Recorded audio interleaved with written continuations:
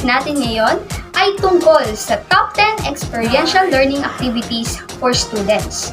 So bago tayo magpunta sa exciting part ng ating show, atin munang alamin ang tungkol sa experiential learning activities. Ano nga ba ang experiential learning activities?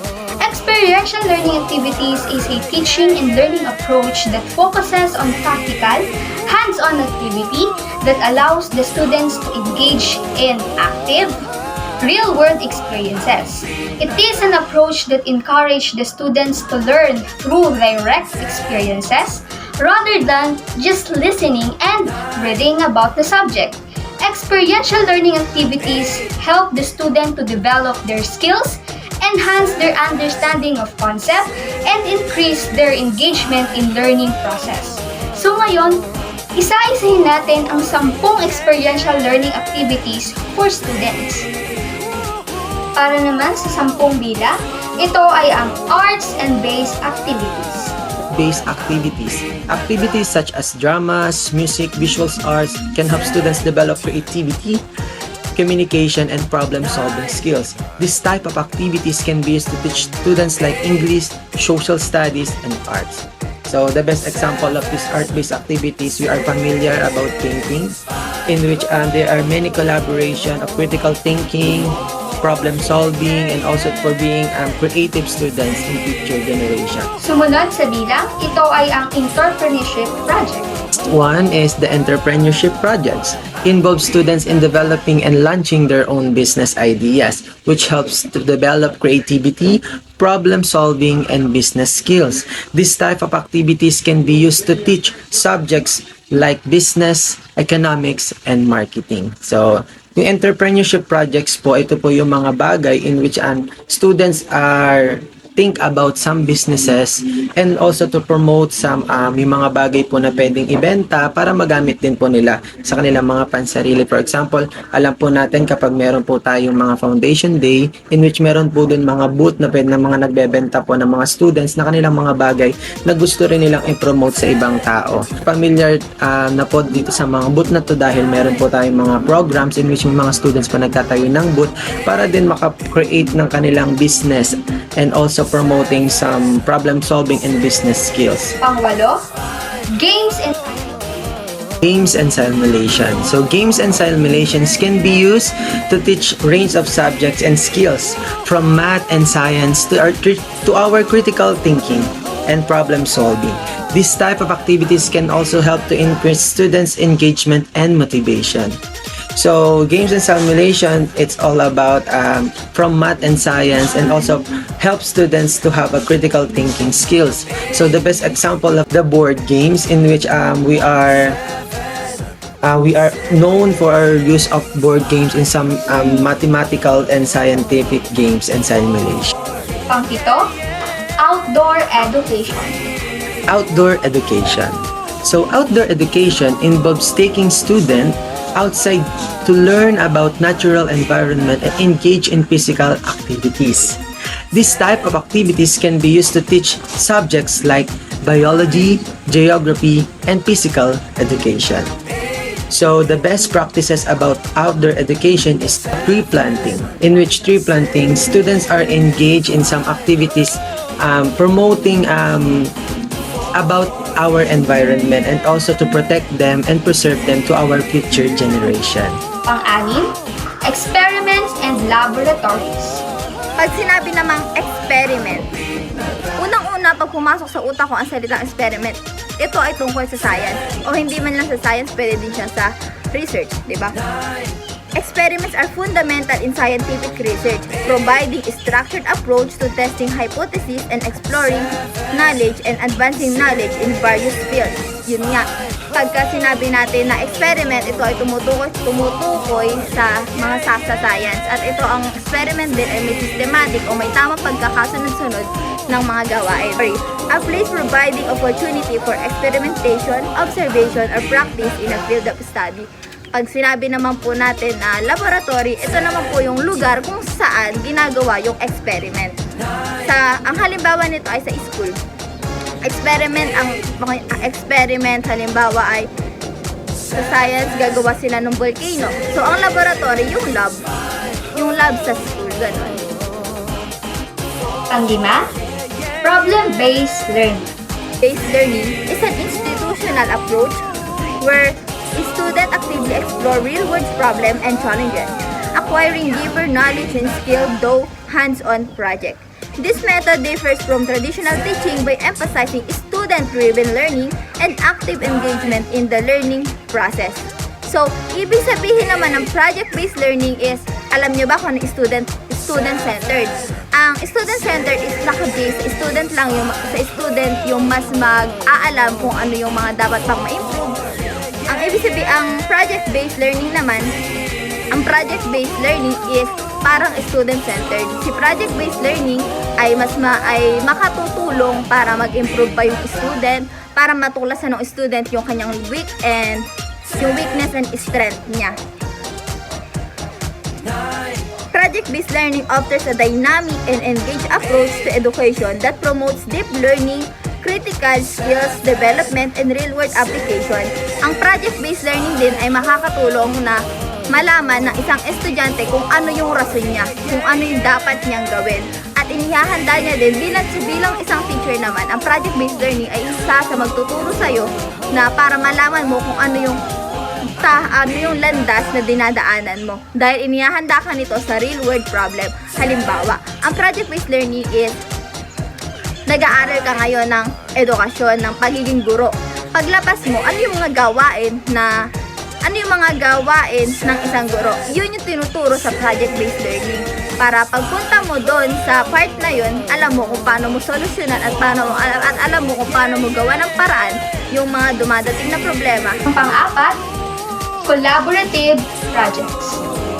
Collaborative projects. Ano nga ba yun? So, collaborative projects are initiatives where individuals or groups work together to achieve a common goal or outcome. These projects involve sharing resources, responsibilities, and decision-making to accomplish tasks that may be too complex or extensive for one person or group to handle alone. Ibig sabihin, ang collaborative project ay ito yung mga proyekto na kinakailangan ng madaming grupo. Isa sa halimbawa nito ay yung ginagawa ng third year college ngayon. Ang isa sa requirements para sila ay moving up or mapunta sa fourth year, ang research. Alam naman natin na ang research meron tayong 4 o hanggang 3 miyembro ng research. Bakit? Kasi lahat yung 3 yun magagamit. Sila yung magtutulong-tulong para maghanap ng datos, maghanap ng mga respondents. So, di ba nga po, ang sabi, ang collaborative project ay hindi binubuo ng isa kundi madami dahil lahat yun ay may sarili-sariling responsibilidad at gawain. Isa pa sa halimbawa nito ay ang community. Di ba sa isang komunidad, meron tayong tinatawag na barangay chairman and barangay kagawad.